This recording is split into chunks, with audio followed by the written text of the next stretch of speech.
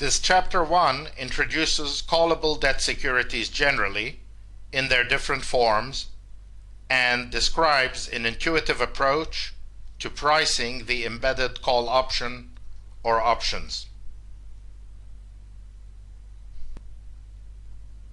The simplest form of callable bond is one that contains a single option to prepay the instrument on one specific future date prior to maturity. By way of example, assume issuer ABC is able today to issue 5-year fixed-rate debt at par, paying a 6% semi-annual coupon, but anticipates that rates will decline significantly in the next couple of years and would like to refinance this fixed-rate debt at a lower cost if and when the lower rates materialize. The issuer therefore proposes to the investor that the bond will carry a semi-annual coupon of 6.25%, i.e. will offer a 25 basis point yield pickup over the non-callable alternative, in return for allowing the issuer, on the second anniversary of the bond, to prepay it in whole at par. The benefits of this structure from the issuer's perspective should be obvious.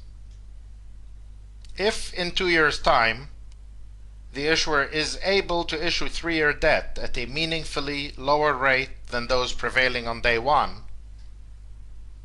the issuer would prepay the outstanding bond, reissue debt for the remaining 3 years at the lower rate, and find his aggregate cost for the entire 5-year period potentially lower than the original 6% available to him at that time on 5-year straight debt. We illustrate with a simple example. The term sheet appearing now summarizes the key provision of the callable bond we just described.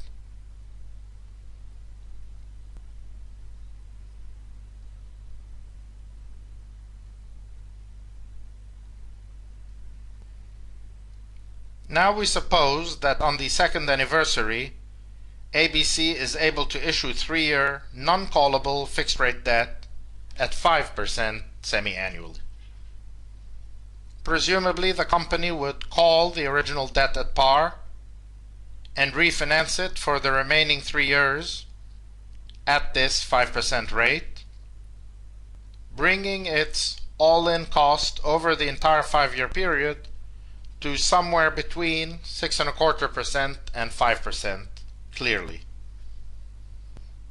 The exact calculation of this all-in cost requires use of the IRR function on a spreadsheet, to which we turn next.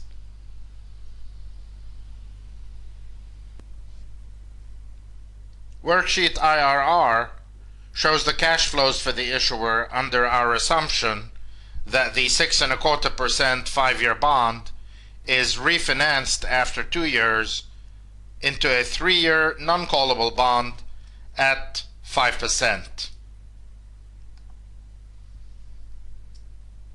The initial issuance of a $100 bond appears in the cell F4, followed by the 6.25% semi-annual coupons for 2 years, then followed by 5% semi-annual coupons for the next 2.5 years, and of course the repayment of the $100 principal at maturity, which is combined with the final coupon in the cell F14. The semi-annual IRR of 2.77% appears in cell F15, and then cell F16 shows the annualized IRR of 5.54%, obtained simply by multiplying the above by 2. Thus, with the benefit of hindsight, the issuer feels vindicated for paying the additional 25 basis points initially, since despite this, he has saved 46 basis points annually versus the 6% originally available to him on straight 5-year fixed rate debt.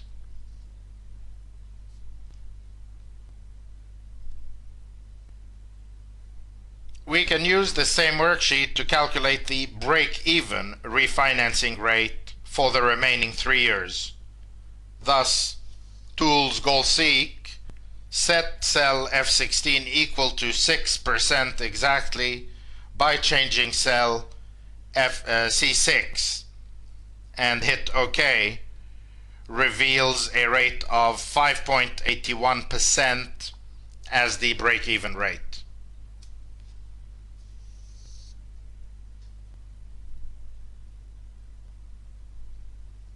So, in determining to issue the callable alternative, the issuer is implicitly assuming that 3-year rates have a reasonable probability on the second anniversary to have fallen below 5.81% from their current level. There are really 3 ranges of outcomes under this structure, best summarized in the table appearing now. Under Scenario 1, the issuer's expectations proved completely wrong. The 3-year rate on the second anniversary stood even above the 6.25% coupon of the callable bond. So the issuer, of course, does not refinance at all. His all-in cost for the 5-year tenor is simply the original 6.25% coupon. Under Scenario 2, the 3-year rate available on the second anniversary is below 6.25%, so refinancing makes sense and reduces interest expense going forward. But the decline in rates has not been sufficient to pull the all-in cost below the 6% 5-year rate available initially. Scenario 3, finally, is the ideal scenario for the issuer. The 3-year rate on the second anniversary lies below 5.81%. So by refinancing, he not only reduces his funding cost for the remaining 3 years, but also brings his all-in cost for the entire 5 years below the 6% initially available on non-callable debt. This example emphasizes that it is not sufficient for rates generally to decline for the issuer to save money. They need to decline enough so that the issuer achieves savings in the last 3 years that are large enough to recover the coupon premium he paid the first 2 years for the call feature privilege, with all calculations taking account of the time value of money, of course.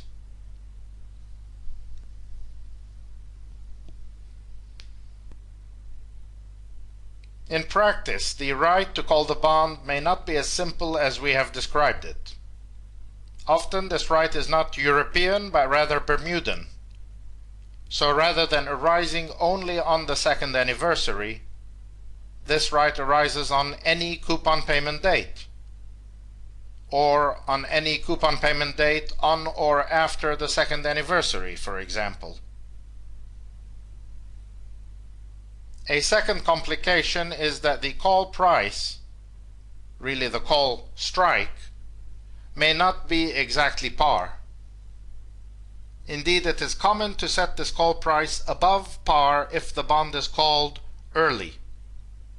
Then have the call price decline gradually towards par the later the call date. The term sheet appearing now combines each of these two features and should require little further explanation.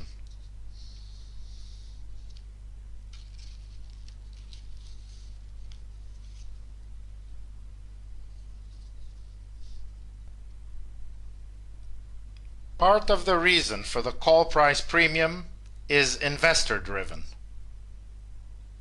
The investor feels that having done so much work initially to analyze the issuer credit risk, obtained committee approval for the investment, incurred legal expenses in reviewing the documentation, and so on, she needs to be compensated if the issuer decides to whisk away the instrument long before maturity.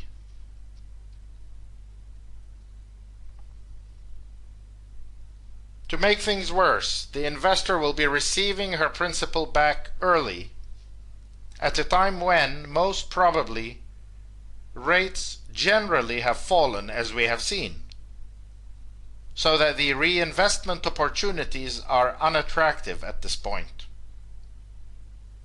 This is a classical illustration of reinvestment risk, a key element of fixed income portfolio management risk.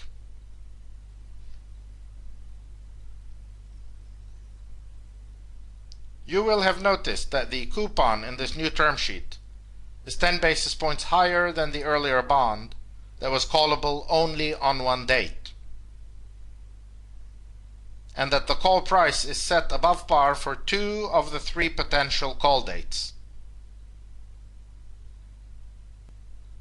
Each of these features is consistent with the greater flexibility granted to the issuer by allowing more frequent exercise of the call provision.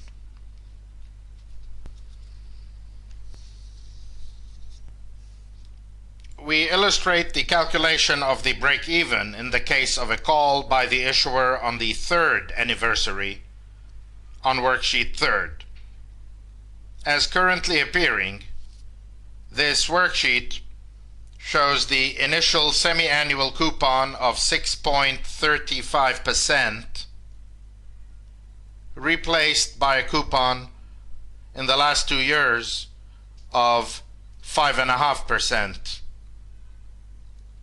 It also includes in the formula for cell C10 the 80-cent premium over par paid by the issuer as partial payment for the call feature, consistent with the term sheet. This is an example of what we labeled scenario 2 in our previous table. Rates have dropped. Refinancing saves 85 basis points per annum for the last 2 years, i.e. the difference between 635 and 550. But despite this, the IRR is revealed in the cell C16 to be 6.2%, so all in, more expensive for the issuer than the 6% available originally on 5-year straight debt. Partly to blame is the 80-cent premium in the call strike for exercising at the end of year 3, which drives up the all-in cost, of course. This premium payment was reflected in the formula in this cell C10, since by calling and refinancing, the issuer would pay out $100.8 to call the original instrument and receive only $100 by issuing the replacement. Hence, the net additional cash outflow of 80 basis points or 80 cents on that date.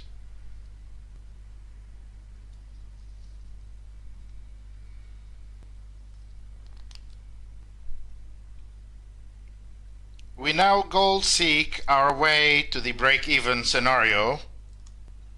So goal seek, set cell C16 equal to 6% by changing cell F10.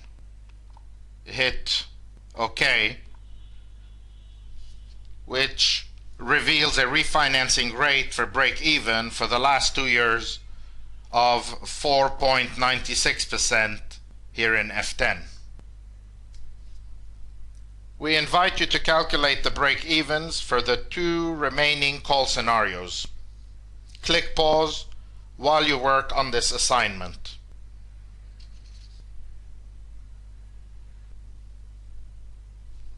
Hopefully you have been able to derive the break-evens set forth in this table here.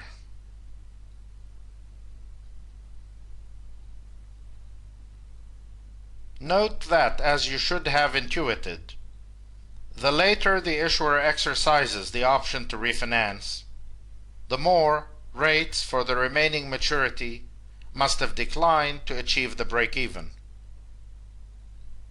If you need help confirming any of these break-even rates, turn please to worksheets 2nd and 4th.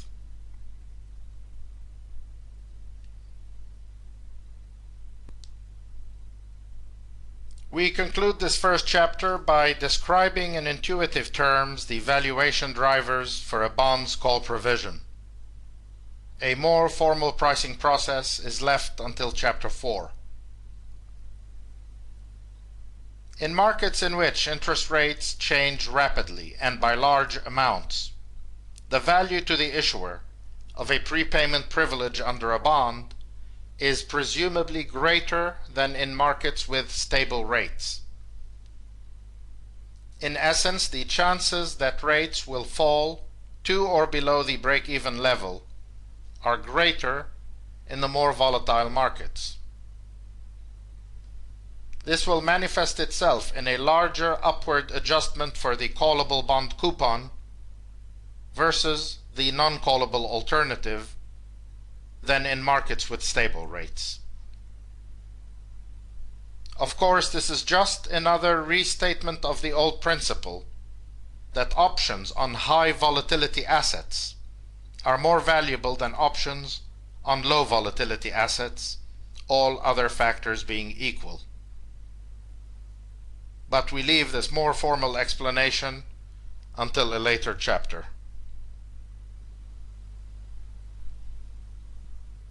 A more complex issue is the effect of the initial yield curve shape on the value of the prepayment clause.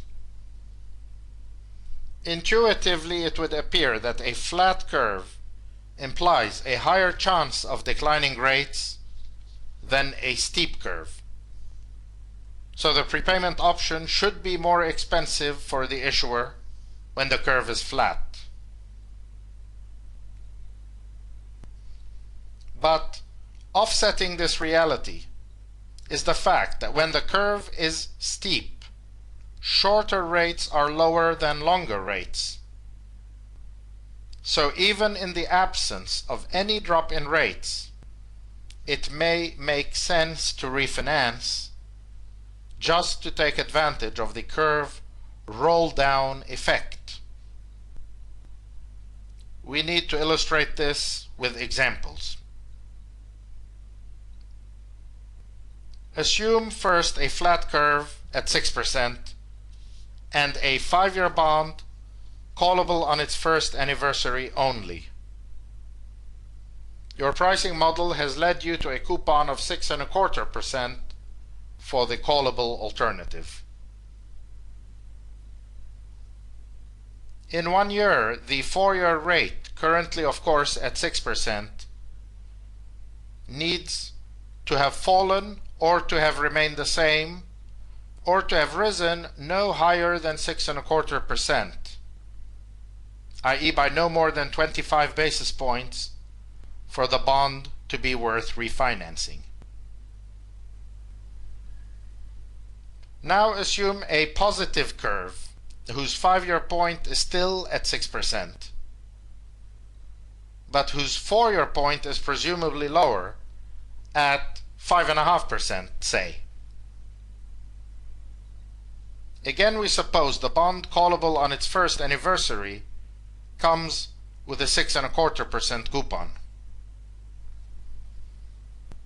The curve shape, it is true, implies generally a higher probability of an increase in rates, which would appear to diminish the value of the prepayment option. But offsetting this is the fact that refinancing would still make economic sense if, in 1 year, the 4-year rate has risen no more than 75 basis points versus only 25 basis points with the flat curve. In fact, the option with the flat curve still turns out generally to be worth more than it is with the steep curve in our specific example. But as you can see, simple intuition is not entirely sufficient to lead you to the correct result. This concludes Chapter 1.